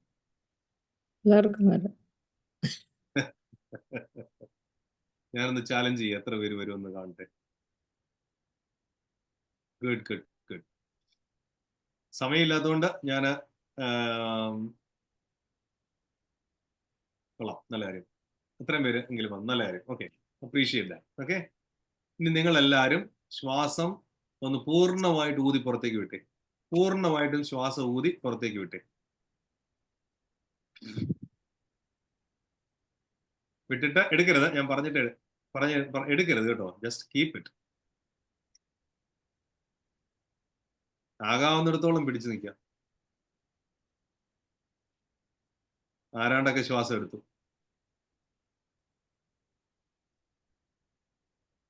കുഴപ്പമൊന്നുമില്ല, ശ്വാസം എടുക്കുന്നത് നല്ലത് തന്നെയാണ് കേട്ടോ. ഈ ശ്വാസം എടുത്തപ്പോഴത്തേന് എന്താ ഫീലിംഗ് കിട്ടിയേ? ഒരാശ്വാസം. ആ വാക്ക്, കറക്റ്റ് വാക്ക്, അത് ആശ്വാസം. ഇപ്പൊ നീ മനസ്സിലാകുന്നുണ്ട് ആശ്വസിപ്പിക്കുന്നവനായ റൂഹ എന്ന് വിളിക്കുന്ന വാക്കിന്റെ അർത്ഥം? ആശ്വാസദാതാവ്. ആ വാക്കിന്റെ അർത്ഥം പിടികിട്ടിയോ ഇപ്പൊ? This is what it is. പരിശുദ്ധാത്മാവ് ആശ്വസിപ്പിക്കുന്നവൻ. ഈ ശ്വാസം അകത്തേക്ക് വരുന്നിടത്താണ് നമുക്ക് ആശ്വാസം. വാക്ക് ശ്രദ്ധിച്ചോ? ആശ്വാസം. ഈ ആശ്വാസമാണ് പരിശുദ്ധാത്മാവിന്റെ ഏറ്റവും വലിയ ഒരു പ്രത്യേകത. അപ്പോൾ ഈ ആത്മാവ്, ഇനി ഒരു കാര്യം ശ്രദ്ധിക്കണം. ആത്മാവ് എന്ന് വിളിക്കുന്നു. മനുഷ്യന് ശ്വാസമുണ്ട്, ആത്മാവുണ്ട്. അപ്പൊ എന്താണ് റിയലായിട്ട് ആത്മാവ് എന്ന് പറഞ്ഞാൽ? ആത്മാവെന്ന് പറഞ്ഞാൽ അവൻ നമ്മെ ജീവിപ്പിക്കുന്നവനാകുന്നു. ശ്വാസം പോകുന്നതോടുകൂടെ എന്തും പോകും? ആത്മാവ്, ജീവൻ പോകും. ശ്വാസം പോയി കഴിഞ്ഞാൽ ജീവൻ നിൽക്കുമോ? ഈ പോൾ കലാനിധി എന്ന് പറയുന്ന ഒരു ഡോക്ടറുണ്ട്. അദ്ദേഹത്തിന്റെ ഒരു പുസ്തകമുണ്ട്, when breath becomes air. When breath becomes air. അതായത് നമ്മൾ എടുക്കുന്ന ശ്വാസം വായുവിന്, നിങ്ങൾക്ക് അറിയാം, മെഡിക്കൽ രംഗത്തുള്ളവർക്ക് അറിയാലോ അല്ലെ, നമ്മുടെ ലങ്സിനകത്ത് നെഗറ്റീവ് പ്രഷർ ഉണ്ടാകുമ്പോഴത്തേക്ക് നമ്മൾ ശ്വാസം എടുക്കുന്നു. ലങ്സിനകത്തെ പ്രഷറും പുറത്തെ പ്രഷറും തുല്യമായി കഴിഞ്ഞാൽ പിന്നെ എന്തെടുക്കുകയില്ല, ശ്വാസം എടുക്കുന്നത്. ഈ നെഗറ്റീവ് പ്രഷർ ക്രിയേറ്റ് ചെയ്തില്ലെങ്കിൽ ശ്വാസം എടുക്കത്തില്ല. ശ്വാസം എടുക്കാതിരിക്കുന്ന അവസ്ഥ, അതായത് പുറത്തെ പ്രഷറും ലങ്സിനകത്തെ പ്രഷറും തുല്യമാകുന്ന അവസ്ഥയിൽ സംഭവിക്കുന്ന ഒരു പ്രത്യേക ഒരു സംഗതിയുടെ പേരാണ് മരണം. അപ്പോൾ ശ്രദ്ധിച്ച് മനസ്സിലാക്കുക, ആ നെഗറ്റീവ് പ്രഷർ ഉള്ളിൽ ക്രിയേറ്റ് ചെയ്യുമ്പോഴത്തേന് ചെയ്യുന്ന ആ ആ ആ ആ എക്സിസ്റ്റിംഗ് സ്പിരിറ്റിന്റെ പേരാണ് ആത്മാവ്. അവൻ നമ്മളെ എഴുന്നേൽപ്പിക്കുന്നു, നടത്തുന്നു, ഇരുത്തുന്നു, കിടത്തുന്നു, ഉറക്കുന്നു, വീണ്ടും എഴുന്നേൽപ്പിക്കുന്നു. അവൻ നമുക്ക് പ്രത്യാശ തരുന്നു. സങ്കടം വരുമ്പോൾ നമുക്ക് വേണ്ടി ദൈവസന്നിധിയിൽ അവൻ വാദിക്കുന്നു. അവനാണ് ശക്തി തരുന്നത്. ആദിയിൽ പരിശുദ്ധന്മാരായിരുന്ന പിതാക്കന്മാർക്ക് ദൈവത്തോട് ബന്ധപ്പെടാനുള്ള പ്രചോദനം കൊടുത്തത് ഈ ആത്മാവാണ്. പരിശുദ്ധന്മാരായ പ്രവാചകന്മാരിൽ കൂടെ സംസാരിച്ചവനവനാണ്. നബിയന്മാരും ശ്ലീഹന്മാരും മുഖാന്തരം സംസാരിച്ചവൻ എന്ന് പറയുന്നത് അവനാണ്. ദൈവത്തിന്റെ വെളിപാട് ഇവനാണ് കൊടുത്തത്. അവനെ നമ്മൾ പഴയ നിയമത്തിൽ പല വിധത്തിൽ കാണുന്നുണ്ട്. തീയും കാറ്റുമായിട്ട് അവനെ കാണാം. നമ്മള് പെന്തക്കോസ്തിയുടെ പെരുന്നാളിന് പറയുന്ന ഈ കോനൂനോ യവനോയോ എന്ന് വിളിക്കുന്ന ഒരു വലിയ ഒരു പാട്ടുണ്ട്. അതിനകത്ത് പ്രത്യേകമായിട്ട് പറയുന്നുണ്ട്, കൊടിയൊരു കാറ്റാൽ എന്ന വാക്ക് അവിടെ പ്രത്യേകം ഉപയോഗിക്കുന്നുണ്ട്. ദൈവാത്മാവ് അവരുടെ കൂട്ടത്തിൽ തീയായിട്ടും കാറ്റായിട്ടും വളരെ ശക്തനായിട്ട് ദൈവാത്മാവ് അവരുടെ കൂടെ നിന്നു. ഏലിയാവ് ദൈവത്തെ കാണുന്ന രാജാക്കന്മാരുടെ പുസ്തകത്തില് ഇതിനെക്കുറിച്ച് പ്രത്യേകമായിട്ട് പറയുന്നുണ്ട്. അവനെ കാറ്റ് പോലെ കണ്ടു, അവനെ തീ പോലെ കണ്ടു. ഇതൊക്കെ കഴിഞ്ഞിട്ട് ആശ്വസിപ്പിക്കുന്ന ഒരു മൃദുസ്വരം അവൻ കേട്ടു. അവിടെയാണ് ആത്മാവ്. ഏലിയാവും ആഹാബിന്റെ പ്രവാചകന്മാരും തമ്മിൽ യുദ്ധം ചെയ്യുന്ന സമയത്ത് തീ വന്ന് വെള്ളമൊഴിച്ച് നനച്ചു വെച്ചിരുന്ന യാഗവസ്തുവിനെ തീ അഗ്നി ആകാശത്ത് നിന്ന് ഇറങ്ങി കത്തിച്ചു കളയുന്ന അത് ദൈവത്തിന്റെ ആത്മാവാണ്. ഉയരത്തിൽ നാഞ്ഞടിക്കുന്ന കാറ്റ്. ഇനിയും സമവീക്ഷണ സുവിശേഷങ്ങൾ നമ്മൾ നേരത്തെ പറഞ്ഞല്ലോ. അതായത് ലൂക്കോസിന്റെയും മത്തായിയുടെയും സുവിശേഷങ്ങൾ. ഈ സുവിശേഷങ്ങളിൽ യേശുക്രിസ്തുവിന്റെ ജനനത്തിന് മുമ്പ് തന്നെ പരിശുദ്ധാത്മാവിന്റെ വ്യാപാരം നമുക്ക് കാണാം. സക്കറിയ പുരോഹിതനോട് വന്ന് പറയുന്നു, നിനക്കൊരു മകൻ ജനിക്കാൻ പോകുന്നു. കന്യാമറിയാമിനോട് മാലാഖ എന്ന് പറയുന്നുണ്ട്, ദൈവത്തിന്റെ ആത്മാവ് നിന്നിൽ വ്യാപരിക്കും. സക്കറിയ പുരോഹിതൻ ദൈവത്തിന്റെ ആത്മാവ് നിറഞ്ഞവനായി പ്രവചിക്കുന്നു. ശീമോനോട് വെളിപ്പെടുത്തി കൊടുക്കുകയാണ്, നീ കർത്താവിനെ കണ്ടിട്ടേ മരിക്കുള്ളൂ. കന്യക ഗർഭിണിയായ ഒരു മകനെ പ്രസവിക്കും എന്നുള്ള യെശയ്യാവിന്റെ പുസ്തകം ശീമോൻ വായിച്ചപ്പോൾ ശീമോന് സംശയം സഹിക്കാൻ വയ്യ. ശീമോനോട് പറഞ്ഞു, നീ കണ്ടേച്ചേ മരിക്കുള്ളൂ, അവിടെ ഇരുന്നോളാൻ പറഞ്ഞു. അവസാനം ഈ കുഞ്ഞിനെ കയ്യിലെടുത്തിട്ട് ശീമോൻ ദൈവത്തിന് നന്ദി കരയറ്റി, എൻ്റെ ആത്മാവ് നിന്റെ രക്ഷയെ കണ്ടുവല്ലോ. അതുപോലെ തന്നെ ഞാൻ നേരത്തെ പറഞ്ഞല്ലോ, പരിശുദ്ധാത്മാവ് നിന്നിൽ വ്യാപരിക്കുമെന്ന് പരിശുദ്ധമായ മാലാഖ പറഞ്ഞു എന്നുള്ളതിനെ കുറിച്ച്, ഗബ്രിയേൽ മാലാഖ. അതുപോലെ അപ്പം കർത്താവിന്റെ മാമോദീസയിൽ എന്താണ് സംഭവിക്കുന്നത്? പരിശുദ്ധാത്മാവ് പ്രാവിന്റെ രൂപത്തിൽ കർത്താവിന്റെ ശിരസിന്മേൽ ആവസിക്കുന്നു. പിതാവിന്റെ ശബ്ദം കേൾക്കുന്നു. അവിടെ പിതാവ്, പുത്രൻ, പരിശുദ്ധ റൂഹ എന്ന് പറയുന്ന പരിശുദ്ധ ത്രിത്വം നമുക്ക് വ്യക്തമായിട്ട് കാണപ്പെടുന്നു. ഇവിടെ നേരത്തെ പറഞ്ഞ പോലെ ഈ മോഡലിസം തോറ്റുപോവുകയാണ്. യേശുക്രിസ്തു പരിശുദ്ധാത്മാവിനെ കുറിച്ച് അനേകം കാര്യങ്ങൾ പറഞ്ഞിട്ടുണ്ട്. അതിവിടെ പേജ് നമ്പർ 122 പ്രത്യേകമായിട്ട് പറയുന്നുണ്ട്. ഞാനത് വിടുക. അത് കഴിഞ്ഞിട്ട് അപ്പസ്തോല പ്രവൃത്തികളിൽ പരിശുദ്ധാത്മാവിനെ കുറിച്ച് പറയുന്നത് എന്താണ്? പരിശുദ്ധാത്മാവിന്റെ പ്രവൃത്തികൾ എന്ന് അപ്പസ്തോല പ്രവൃത്തികളെ വിളിക്കുന്നുണ്ട് കേട്ടോ. പരിശുദ്ധാത്മാവിന്റെ പ്രവൃത്തികൾ, അപ്പസ്തോല പ്രവൃത്തികൾ എന്ന് പറയും. ഞാൻ നേരത്തെ ഒരിക്കൽ പറഞ്ഞായിരുന്നു, നിങ്ങൾ ഓർക്കുന്നുണ്ടാവുമായിരിക്കും. അപ്പോസ്തല പ്രവൃത്തികൾ ചരിത്ര പുസ്തകമല്ല കേട്ടോ, അത് രക്ഷയെക്കുറിച്ച് പറയുന്ന പുസ്തകമാണ്. അപ്പം അവിടെ പെന്തിക്കോസ്തി നാളിൽ വലിയൊരു കാറ്റ്, ഒരു അഗ്നിയുടെ നാവുകൾ, ശ്രദ്ധിച്ചോണേ, അഗ്നിയുടെ ഒരു നാവല്ല, ഓരോരുത്തർക്കും ഓരോ നാവ് വെച്ച് കിട്ടുകയാണ്. അഗ്നിയുടെ നാവ്, വിവിധ ഭാഷകൾ, ഇതൊക്കെ ഉണ്ടായി. യോവേൽ പ്രവചനം 2-ാം അധ്യായം 28 മുതൽ 32 വരെയുള്ള വാക്യങ്ങളിൽ പ്രത്യേകം പറയുന്ന സംഗതി അവിടെ അവിടെ അവിടെ അതിന്റെ പൂർത്തീകരണം ഉണ്ടായി എന്നാണ് പരിശുദ്ധ സഭ പറയുന്നത്. അപ്പൊ അവിടെയെല്ലാം പരിശുദ്ധാത്മാവ് പിതാവിനോടും പുത്രനോടും തുല്യനായിരിക്കുന്നു എന്നുള്ള ഒരു ആശയമാണ് വരുന്നത്. പിതാവും പുത്രനും പരിശുദ്ധ റൂഹായും തുല്യരായിരിക്കുന്ന ആളത്വങ്ങളാണ്. പിതാവ് വലിയവനും പുത്രൻ ഇച്ചിരി ചെറിയവൻ, പരിശുദ്ധാത്മാവ് അതിൽ താഴെ, അങ്ങനെ പറയുന്ന രീതിയല്ല. വേറെ ചിലർ പറയുന്ന അവരുടെ മനസ്സിലുള്ള ഐഡിയ തന്നെ, പിതാവ് അപ്പൻ, പുത്രൻ, പരിശുദ്ധാത്മാവ് അമ്മ, അങ്ങനെയൊക്കെ ചില ആളുകൾ ചിന്തിക്കുന്നുണ്ട്. അത് നാച്ചുറലായിട്ട് നമ്മുടെ ഒരു ഡിസ്പൊസിഷൻ അങ്ങനെയാണ് കേട്ടോ. ഒരു കാര്യം ഓർത്തോണം, പരിശുദ്ധാത്മാവിനെ ഒരു സ്ത്രീലിംഗത്തിലല്ല പറഞ്ഞിരിക്കുന്നത്, പകരം പുല്ലിംഗത്തിൽ തന്നെ. പരിശുദ്ധാത്മാവിനെ കുറിച്ച് പറയുന്നത് അവൻ എന്ന് തന്നെയാണ്. അതിന്റെ അർത്ഥം എന്താണ്? മനുഷ്യന്റെ പ്രോജനി പോലെയോ അല്ലെങ്കിൽ മനുഷ്യന്റെ പ്രജനന രീതിയൊന്നും ആ ദൈവത്തിന്റെ അടുത്ത് ബാധകമാവുന്നില്ല എന്നുള്ളത്. അപ്പൊ പിതാവ്, പുത്രൻ, പരിശുദ്ധ റൂഹ എന്ന് പറയുന്ന 3 പുരുഷ ആളത്വങ്ങളായിട്ടാണ് ഇതിനെ കാണുന്നത്. അപ്പൊ അവിടെ സെക്ഷുവാലിറ്റിയോ ഒന്നും കൊണ്ടുപോയി വെക്കരുത് എന്നുള്ളതാണ് അതുകൊണ്ട് ഞാൻ പ്രത്യേകമായിട്ട് ഉദ്ദേശിക്കുന്നത്. ഇനി യേശുക്രിസ്തുവിന്റെ ശുശ്രൂഷയുടെ തുടർച്ച നമുക്ക് ബോധ്യമാക്കി തരുന്ന ആൾ ആരാണ്? അത് പരിശുദ്ധാത്മാവ്. അപ്പം ഈ പൗലോസിനെ വിളിക്കുന്നു. ആര് വിളിച്ചു? ദൈവത്തിന്റെ ആത്മാവ് വിളിക്കുന്നു. അനനിയാസിനോട് പറയുന്നു, നീ പോയി നേർവീതി എന്ന് പറയുന്ന തെരുവിൽ ചെന്ന് ശൗൽ എന്ന് പറയുന്ന ആളെ കാണുക. അത് ആരാ അനനിയാസിനോട് പറയുന്നത്? പരിശുദ്ധാത്മാവ്. പരിശുദ്ധാത്മാവ് ഞങ്ങൾ കേട്ടിട്ട് പോലും ഇല്ല എന്ന് പറയുന്ന ഒരു ഭാഗമുണ്ട് അപ്പോസ്തല പ്രവൃത്തികളിൽ. അത് വളരെ ഇൻട്രസ്റ്റിംഗ് ആണ്. യേശുക്രിസ്തുവിന്റെ നാമത്തിലാണ് അവർ സ്നാനമേറ്റത്. പരിശുദ്ധാത്മാവ് ഞങ്ങൾ കേട്ടിട്ട് പോലും ഇല്ല എന്ന് പറയുന്നത്. പക്ഷെ അവർക്ക് പരിശുദ്ധാത്മാവിനെ കൊടുക്കുന്നുണ്ട്. ആ പരിശുദ്ധാത്മാവിനെ സ്നാനത്തിൽ സ്വീകരിക്കുമ്പോഴാണ് അവന്റെ ജ്ഞാന സ്നാനം പൂർത്തീകരിക്കപ്പെടുന്നത്. പൗലൂസിനെയും ബർന്നബാസിനെയും വിളിച്ച് വേർതിരിച്ചതാരാണ്? പരിശുദ്ധാത്മാവാണ്. അവൻ തന്റെ ഇഷ്ടപ്രകാരം ഓരോ വ്യക്തിയിലും വ്യാപരിക്കുന്നു. ഓരോ വ്യക്തിക്ക് സംസാരിക്കാനുള്ളത് പരിശുദ്ധാത്മാവ് തന്റെ ഇഷ്ടപ്രകാരമാണ് കൊടുക്കുന്നത്. രോഗികളെ സൗഖ്യമാക്കുന്നവൻ പരിശുദ്ധാത്മാവാണ്. നമ്മെ തിരുത്തി തരുന്നത് പരിശുദ്ധാത്മാവാണ്. നമുക്ക് നല്ല ബുദ്ധി പറഞ്ഞു തരുന്ന പരിശുദ്ധാത്മാവാണ്.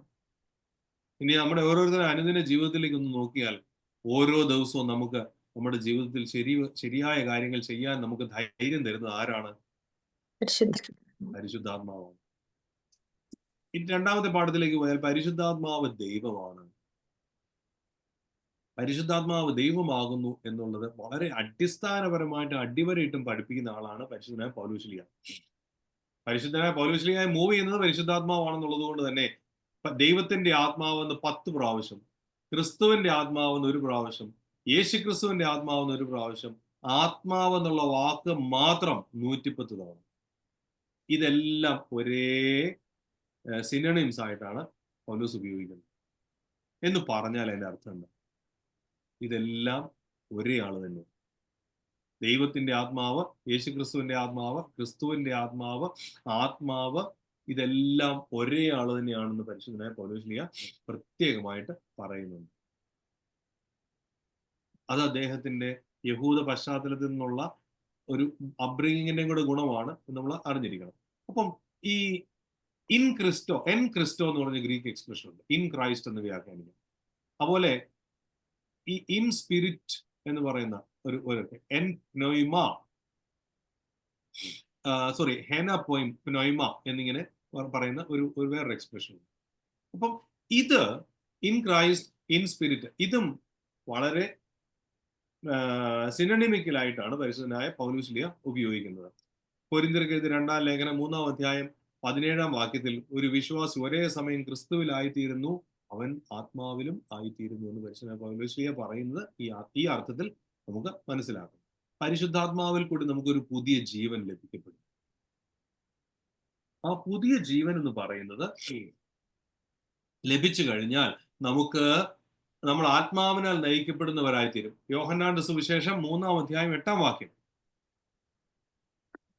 ആത്മാവിനാൽ നയിക്കപ്പെടുന്നവനെല്ലാം അതുപോലെയാകുന്നു. സെയിം ആശയം തന്നെയാണ് പരിശുദ്ധ പൗലോസ് ഗലാത്യർക്ക് എഴുതിയ ലേഖനം 5:16-ലും 18 ഒക്കെ പ്രത്യേകമായിട്ട് പറയുന്നത്. 5:16, 18, 25 വാക്യങ്ങളിലൊക്കെ പ്രത്യേകമായിട്ട് പറയും. റോമാലേഖനം 8-ാം അധ്യായം 13 മുതൽ 14 വാക്യങ്ങളിൽ അബ്ബാ പിതാവേ എന്ന് വിളിക്കുന്ന പുത്രത്വത്തിന്റെ ആത്മാവിനെയാണ് തന്നിരിക്കുന്നതെന്ന് പറയുന്നത്. മാമോദീസായിൽ കൂടി പരിശുദ്ധാത്മാവിന്റെ പ്രവൃത്തിയാൽ പഴയ മനുഷ്യൻ മരിച്ച് പുതിയ മനുഷ്യൻ ഉയർത്തെഴുന്നേൽക്കുന്നു എന്ന് പറയുന്നത്. റോമാലേഖനം 6-ാം അധ്യായം പ്രത്യേകം എടുത്തു പറയാം. അവിടുന്നാണ് മാമോദീസായിൽ നമ്മൾ വെള്ളത്തിലേക്ക് ഇറങ്ങുമ്പോൾ കർത്താവിന്റെ മരണത്തിൽ പങ്കാളിയാവുന്നു, വെള്ളത്തിൽ നിന്ന് കരയേറുമ്പോൾ കർത്താവിന്റെ ഉയർത്തെഴുന്നേൽപ്പിൽ പങ്കാളിയാവുന്നു എന്ന് പ്രത്യേകം പറയുന്നത് അവിടെയാണ്. അപ്പോൾ പരിശുദ്ധാത്മാവ് നമുക്ക് എന്ത് തരുന്നു? പുത്രത്വം തരുന്നു. ആർക്ക് പുത്രനായിട്ട്? പിതാവാൻ ദൈവത്തിന്റെ പുത്രനായിട്ട്. ഇനി ഒരു കാര്യം ശ്രദ്ധിച്ചു നോക്കിക്കോണേ. പിതാവാൻ ദൈവത്തിന്റെ പുത്രനായിട്ട് നമ്മൾ ആ പുത്രനും പുത്രിയായിട്ട് നമ്മൾ ആയിത്തീരുകയാണെങ്കിൽ യേശു ക്രിസ്തുവിന് ആരായിത്തീരുന്നു? സഹോദരനും സഹോദരിയുമായിത്തീരുന്നു. ഇതാണ് മാമോദിസ നമുക്ക് ലഭിക്കുന്നത്. അപ്പൊ അതുകൊണ്ട് കർത്താവ് ഉയർത്തെഴുന്നേറ്റ് സ്വർഗത്തിൽ പിതാവാൻ ദൈവത്തിന്റെ വലത്തുഭാഗത്ത് ഉപവിഷ്ടനായപ്പോൾ നമ്മളെപ്പോലെ ഒരു മനുഷ്യൻ എവിടെയായി ഇപ്പൊ ഓൾറെഡി ഉണ്ട്? സ്വർഗത്തിലുള്ളത് കൊണ്ട് നമുക്കും അവിടേക്ക് എന്തുണ്ട്? പ്രവേശനമുണ്ട്. അങ്ങനെയാണെങ്കിൽ മാമോദീസ ആയിട്ട് അവന്റെ സഹോദരനും സഹോദരിയുമായി തീർന്ന് നമുക്ക് ഓരോരുത്തർക്കും എവിടേക്ക് പ്രവേശനമുണ്ട്? സ്വർഗത്തിലേക്ക്. അത് ഉറപ്പാക്കി തരുന്ന ആളുടെ പേരാണ് വണ്ടർഫുൾ. നിങ്ങൾക്ക് എല്ലാവർക്കും പിടികിട്ടി. ഈ ആത്മാവിന്റെ അച്ചാരം എന്ന് പറഞ്ഞ ബഹുമാനപ്പെട്ട മാത്യു വൈദ്യനച്ചൻ ഒരു കാര്യം പറയുന്നത്, അച്ചാരം എന്നുള്ള വാക്കിന്റെ അർത്ഥം ഗ്യാരണ്ടി. നമുക്കൊരു ഗ്യാരണ്ടി ഉണ്ട്. അറാബോൺ എന്ന് വിളിക്കുന്ന ഗ്രീക്ക് വാക്ക്, അത് നമുക്ക് ഈ ഹിന്ദി പറയും ഗിർവീറൊക്കെ നമ്മള് എന്താ മലയാളത്തിൽ തന്നെ പറയുന്നത്? വാക്ക് മലയാളം വാക്ക് എന്റെ നാക്കിന്ന് പോയല്ലോ. അച്ചാരം അത് തന്നെയാ വാക്ക്. അല്ലെങ്കിൽ ഈട് കൊടുക്കുക എന്ന് പറയത്തില്ലേ? ഈട് വെക്കുക. നമ്മള് വീട് കൊലാറ്ററൽ എന്നുള്ള വാക്ക് ഇംഗ്ലീഷിൽ ഉപയോഗിക്കുന്നത്. കൊലാറ്ററൽ നമ്മള് ഒരു ഹോം എക്വിറ്റി ലോൺ എടുക്കുമ്പോൾ നമ്മുടെ വീട് ആണ് ഈടായിട്ട് കൊടുക്കുന്നത്. ബാങ്കിന് ഈടായിട്ട് പണയം. കറക്റ്റ്. കണ്ടോ? സോറി, എനിക്കത് കിട്ടിയില്ല വാക്ക്. കണ്ടോ? ഇത് ദൈവത്തിന്റെ ആത്മാവ് എല്ലാവരിലും വ്യാപരിക്കുന്ന മനസ്സിലായി. ചിലർക്ക് അന്നേരം കാണത്തില്ല. എനിക്ക് അന്നേരം കിട്ടിയില്ല. പണയം അതാ വാക്ക്. വെറുതെ പണയം എന്നുള്ളതല്ല, കുറച്ചുകൂടെ ആഴത്തിൽ ആ വാക്കുണ്ട് കേട്ടോ. അപ്പം ഈ പണയം എന്നതിന് സമാനമായിട്ടുള്ള ഒരു ഗ്രീക്ക് വാക്കാണ് അറാബോൺ. അപ്പൊ ഒരു മുൻകൂർ തുക കൊടുക്കുന്നു, ആ മുഴുവൻ തുകയും ഇന്ന സമയത്തിനുള്ളിൽ തന്നു തീർക്കാം എന്ന് പറയുന്നു. ഇതൊക്കെയാണ് അറബോൺ. പരിശുദ്ധാത്മാവ് നമുക്ക് പുത്രത്വം തന്ന് നമ്മളെ മാമോദീസായിലൂടെ കർത്താവൻ സഹോദരനും സഹോദരിയുമാക്കി തീർക്കുമ്പോൾ എന്തിന്റെ അച്ചാരമാണ് നമുക്ക് തന്നേക്കുന്നത്? സ്വർഗരാജ്യത്തിന്റെ അറബോണാണ് നമുക്ക് തന്നിരിക്കുന്നത്. അങ്ങനെ മഹത്വത്തിലേക്ക് നമുക്കൊരു പ്രവേശനം ഉണ്ടാക്കി തന്നിരിക്കുന്നു. ദൈവസന്നിധിയിലേക്ക് നമുക്ക് പ്രവേശിക്കാം. അബ്ബാ പിതാവേ എന്ന് വിളിക്കുന്ന മഹത്വത്തിന്റെ ആത്മാവിനെ അവൻ നമുക്ക് തരുന്നു. യേശുക്രിസ്തുവിനെ പോലെ ആയിത്തീരാവുന്ന ഒരവസ്ഥയിലേക്ക്, തെയോസിസിലേക്ക് ദൈവത്തിന്റെ ആത്മാവ് നമ്മെ നയിക്കുന്നു. അങ്ങനെ ആയിക്കഴിയുമ്പോൾ നമുക്ക് ഒരുപാട് കാര്യങ്ങളുണ്ട്. ആത്മാവിന്റെ വരങ്ങളും ആത്മാവിന്റെ ഫലങ്ങളും. ആത്മാവിന്റെ വരം എന്ന് പറയുന്നത് പ്രധാനപ്പെട്ട 2 വരങ്ങളാണ്: പ്രവചനവരം, ഭാഷാവരം. അത്ഭുത കാര്യങ്ങൾ ചെയ്യാനുള്ള വരം, രോഗശാന്തിക്കുള്ള വരം, ഇങ്ങനെ പല വരങ്ങളുണ്ട്. ഈ വരങ്ങളൊന്നും ശാശ്വതമല്ല, ഒരു കാലഘട്ടത്തിലേക്കുള്ളതാണ്, അത് നിന്നുപോകും. പക്ഷേ ആത്മാവിന്റെ ഫലം നിന്നു പോവില്ല. ആത്മാവിന്റെ ഫലം നിന്നു പോയി. ഗലാത്യ ലേഖനം 5-ാം അധ്യായം 19 വാക്യം തൊട്ട് ആത്മാവിന്റെ ഫലങ്ങൾ എന്നല്ല പറയേണ്ടത് കേട്ടോ. 9 കാര്യങ്ങൾ അവിടെ ഉണ്ട്. പക്ഷെ എല്ലാം കൂടെ ചേർത്ത് ഒറ്റ ഫലമാണ്. വരങ്ങൾ പലതുണ്ട്. വരങ്ങൾ നിന്നുപോകും, ഫലം അവിടെ തന്നെ നിൽക്കും. ഇത് പ്രത്യേകം ഓർത്തോളൂ. ഏറ്റവും വലിയ പ്രധാനപ്പെട്ട സംഗതി എന്താണ്? സ്നേഹം. അത് കൊരിന്ത്യർക്ക് എഴുതിയ 1-ാം ലേഖനം 13-ാം അധ്യായത്തിൽ ആഴത്തിൽ പറയുന്നു. പിന്നെ ഒരു കാര്യം കൂടെ നിങ്ങളോട് പറഞ്ഞാൽ ഇന്നത്തെ ക്ലാസ് അന്യഭാഷ എന്നുള്ള വാക്ക്, മറുഭാഷ എന്നൊക്കെ പറഞ്ഞു. പണ്ടൊക്കെ ഇങ്ങനെ വാക്ക് കേൾക്കുന്നു, മറുഭാഷ. എന്താണ് ഈ മറുഭാഷ? അത് നിങ്ങൾ എല്ലാവരും കേട്ടിട്ടുണ്ടായിരിക്കുമല്ലോ അല്ലേ? ഉണ്ട്. ഞാൻ ഡെമോൺസ്ട്രേറ്റ് ചെയ്യാൻ ആഗ്രഹിക്കുന്നില്ല. എനിക്ക് വേണമെങ്കിൽ അന്ന് കളിയാക്കൊക്കെ ചെയ്യാം, പക്ഷെ ഡെമോൺസ്ട്രേറ്റ് ചെയ്യാൻ ഞാൻ ആഗ്രഹിക്കുന്നില്ല. ഈ മറുഭാഷ എന്ന് പറയുന്നത് കഴിഞ്ഞ് പിന്നെ ഒരു അന്യഭാഷ എന്ന് പറഞ്ഞു. സത്യത്തിൽ അന്യഭാഷ എന്ന് പറയുന്ന ഒരു കറക്റ്റ് എക്സ്പ്രഷൻ കേട്ടോ. അന്യഭാഷ വളരെ ആവശ്യം. അത് അന്യഭാഷയായിരിക്കണം. അന്യഭാഷ എന്ന് പറയുന്നത് നമുക്ക് അറിയാൻ പാടില്ലാത്ത വേറൊരു ഭാഷ. ഇപ്പൊ ഞാൻ നിങ്ങളോട് ജർമ്മൻ ഭാഷ സംസാരിക്കാം, എനിക്ക് ജർമ്മൻ അറിയാം, ഞാൻ ജർമ്മനിൽ നിങ്ങളോട് സംസാരിക്കാം, നിങ്ങൾക്ക് ആർക്കെങ്കിലും എന്നിൽ മനസ്സിലാവും? ഇല്ല. ജർമ്മൻ അറിയാവുന്ന ആരെങ്കിലും ഉണ്ടോ ഇവിടെ? ഹിന്ദി പറഞ്ഞാൽ ചിലപ്പോൾ മനസ്സിലാവുന്ന കുറച്ച് പേര് കണ്ടേക്കുമായിരിക്കും. ഉണ്ട്, ജെസ്സിയൊക്കെ ഹിന്ദി പറഞ്ഞാൽ മനസ്സിലാവും. തമിഴ് പറഞ്ഞാൽ മനസ്സിലാവുന്ന കുറെ പേരുണ്ടാവും. സ്പാനിഷ് പറഞ്ഞാൽ മനസ്സിലാവുന്ന കുറച്ച് പേരും കണ്ടേക്കുമായിരിക്കും. പക്ഷേ അംഹാരിക്ക് പറഞ്ഞാലോ മനസ്സിലാകുകയില്ല. അല്ലെങ്കിൽ ഫ്രഞ്ച് പറഞ്ഞാല് ചിലപ്പോൾ കുറച്ച് പേർക്ക് മനസ്സിലാകും. കാനഡ എന്നുള്ളവരൊക്കെ ഉണ്ടെങ്കിൽ ചിലപ്പോൾ കുറച്ച് പേർക്ക് മനസ്സിലായെന്ന് വരാം. മലയാളം പറഞ്ഞാല് മനസ്സിലാകുകയില്ലാത്തവരും ചിലപ്പോൾ കണ്ടേക്കും. മലയാളം പറയുന്നവരുടെ കൂട്ടത്തിലിരുന്ന് ജർമ്മൻ ഭാഷ സംസാരിക്കുന്നതാണ് അന്യഭാഷ. ഈ അന്യഭാഷയ്ക്ക് ഒരു ഗ്രാമർ ഉണ്ടാവണം, ഒരു ഡിക്ഷണറി ഉണ്ടാവണം. അല്ലാതെ ചുമ്മാ വല്ലതും വിളിച്ചു പറഞ്ഞാൽ അത് അന്യഭാഷ ആകത്തില്ല, അതാകുകയില്ല. അതിനെയാണ് ഈ മറുഭാഷ എന്ന് വിളിക്കുന്നത്. അതിന് ഗ്രാമറും ഇല്ല, വാക്കും ഇല്ല, സിൻടാക്സും ഇല്ല, ഡിക്ഷണറി ഇല്ല, ഒന്നുമില്ല. വായി വരുന്ന എന്തെങ്കിലും കുറെ ശബ്ദങ്ങൾ പറയും, എന്നിട്ട് അത് ദൈവത്തിന്റെ ആണെന്ന് നമ്മൾ വ്യാഖ്യാനിക്കുക.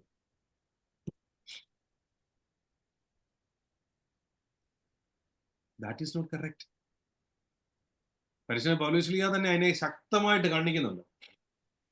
പരിശുദ്ധ പൗലോസ്ലീഹ പറയും, മലയാളം അറിയാവുന്ന ഒരാളുകൾ മാത്രം ഇരിക്കുന്നിടത്ത് വന്ന് ജർമ്മൻ ഭാഷയിൽ സംസാരിക്കുന്നവൻ മണ്ടൻ, അവൻ മിണ്ടാതിരുന്ന് ദൈവത്തോട് സ്വന്തം ഭാഷയിൽ അങ്ങ് സംസാരിച്ചാൽ മതി. ഇപ്പം ഞാൻ ഇംഗ്ലീഷിൽ നിങ്ങളോട് പറഞ്ഞ എൻ്റെ ഇംഗ്ലീഷ് ഞാൻ നിങ്ങളെ കാണിക്കാൻ വേണ്ടി ശ്രമിക്കുന്നത് ദൈവത്തിന്റെ ആത്മാവിന് നിരക്കുന്ന ഒരു സാധനമാണോ? എനിക്കിപ്പം വേറെ ഭാഷയിൽ സംസാരിക്കാൻ അറിയായിരിക്കും. ഞാൻ നിങ്ങളെ ഇത് പറഞ്ഞു കേൾപ്പിച്ച് അയ്യോ അച്ഛൻ എത്ര ഭാഷ അറിയാവുന്ന കേട്ടോ എന്നൊക്കെ നിങ്ങൾ പറയുന്നത് കേൾക്കുമ്പോൾ എനിക്കൊരു സുഖം വരുന്നുണ്ടെങ്കിൽ ആരാ മണ്ടൻ? അച്ഛൻ മണ്ടൻ. അത് ദൈവത്തിന് നിരക്കുന്ന ഒരു സാധനമല്ല. അന്യഭാഷ പറഞ്ഞാൽ ആർക്കെങ്കിലും ആത്മീക വർധനവ് വരണം. ആത്മീയ വർധനവ് എന്ന് പറഞ്ഞാൽ എന്താ? അവന്റെ സ്പിരിച്വാലിറ്റി വർദ്ധിക്കണം. നേരത്തെ നമ്മൾ ഈ പറഞ്ഞ പണയം എന്നുള്ള വാക്കിന് വേണ്ടി ഞാൻ തപ്പിയപ്പോഴത്തേന് എനിക്ക് ആ വാക്ക് പറഞ്ഞു തന്നില്ലേ? എൻ്റെ ആത്മാവിന് വർധനമുണ്ടായി, നിങ്ങളുടെ ആത്മാവിന് പോലെ വർധനമുണ്ടായി. അതാണ് ദൈവത്തിന്റെ ആത്മാവിന്റെ പ്രവർത്തനം. അല്ലാതെ ഞാൻ ഹിന്ദി വാക്ക് പറഞ്ഞു, നിങ്ങളോട് പറഞ്ഞു ഗർവി എന്ന് പറഞ്ഞു, അത് കേട്ടിട്ട് മനസ്സിലാകില്ലാത്ത ഒരുപാട് പേര് ഇവിടെ ഇരുന്നു. നിങ്ങൾക്ക് ആർക്കും ആത്മീയ വർധനവ് വന്നിട്ടില്ല. അമ്മേ സോറി, ഒരു നിമിഷം.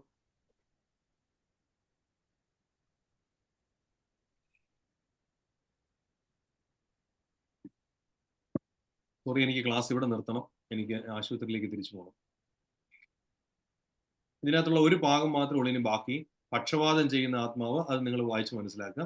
അടുത്ത ആഴ്ചയിൽ നമുക്ക് ക്ലാസ് തുടരാം. Thank you very much. I had to go back to the hospital. Good night. Thank you. തിരുനാമത്താൽ ഞങ്ങളെ